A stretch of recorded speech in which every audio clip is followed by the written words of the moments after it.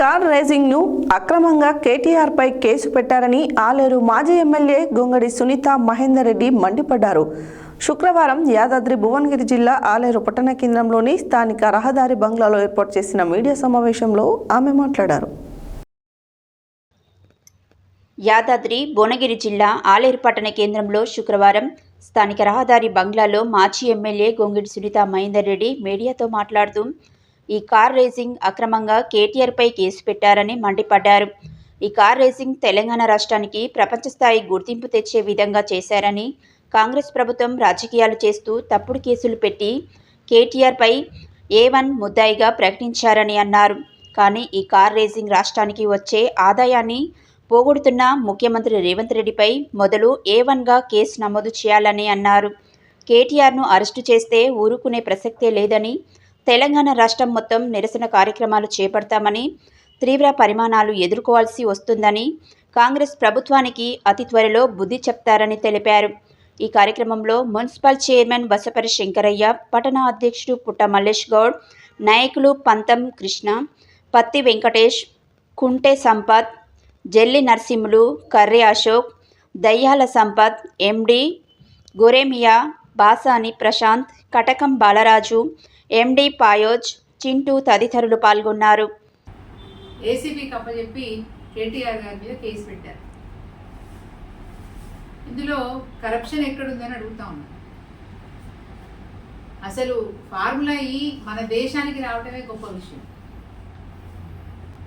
నేను తెలంగాణ రాష్ట్రం అంటలేను, హైదరాబాద్ అంటలేను, ఈ దేశానికి రావటమే గొప్ప విషయం. ఈ దేశంలో హైదరాబాద్లో ఈ రేస్ నిర్వహించడం అంటే ప్రపంచంలో ఉన్న ప్రముఖమైనటువంటి పట్టణాలలో ఈ నగరం కూడా జరిగింది. ఆ లిస్టులో కేవలం కేటీఆర్ గారి ప్రయత్నం, కేసీఆర్ గారి ప్రయత్నం వల్ల అది తెలంగాణ రాష్ట్రానికి దక్కింది. హైదరాబాద్లో దీని వల్ల గర్వకారణం తెలంగాణ రాష్ట్రానికి, భారతదేశానికి ఎంత గర్వకారణం.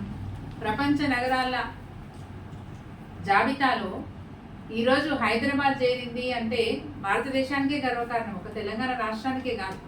అంత గొప్ప ఈ రేస్ని ఆ కంపెనీ వాళ్ళని పిలుచుకొని ఇక్కడ మనం నిర్వహించడం అంటే చాలా గొప్ప విషయం. కోట్ల ఆదాయం వచ్చింది. ఎందుకంటే బయట నుంచి వచ్చేవాళ్ళు దాదాపు 3,000 కోట్ల మంది.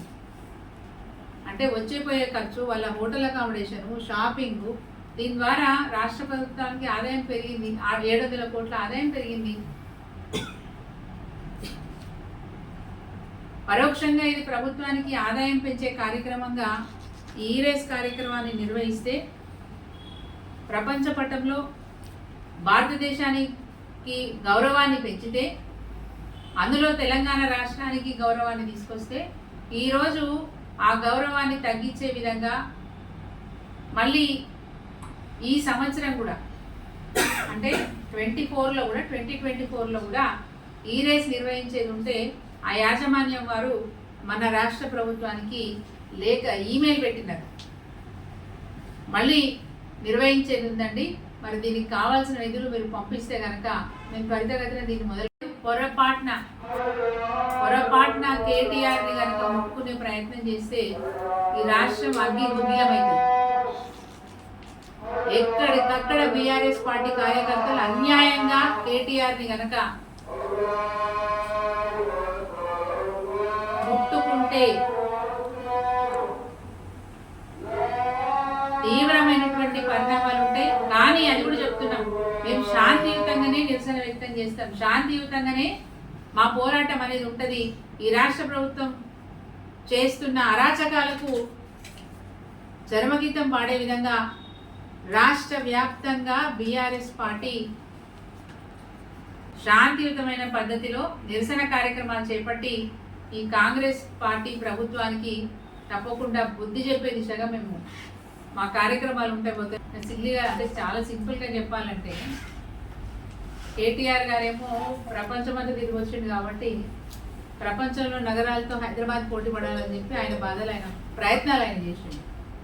రేవంత్ రెడ్డి గారేమో చెల్లపల్లిలో జైలు జీవితం గడిపొచ్చింది కాబట్టి ఆయన ఎవరిని ఎట్లా జైలుకు పంపాలని ఆయన ఆలోచిస్తాడు.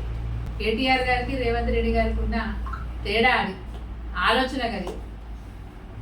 ముఖ్యంగా మేము ఖండిస్తూ ఉన్నాం. ఆయన పేరు మీద ఆయన మీద ఏదైతే కేసు ఈరోజు బనాయించినారో దాన్ని మేము ఖండిస్తూ ఉన్నాం, తీవ్రంగా ఖండిస్తున్నాం.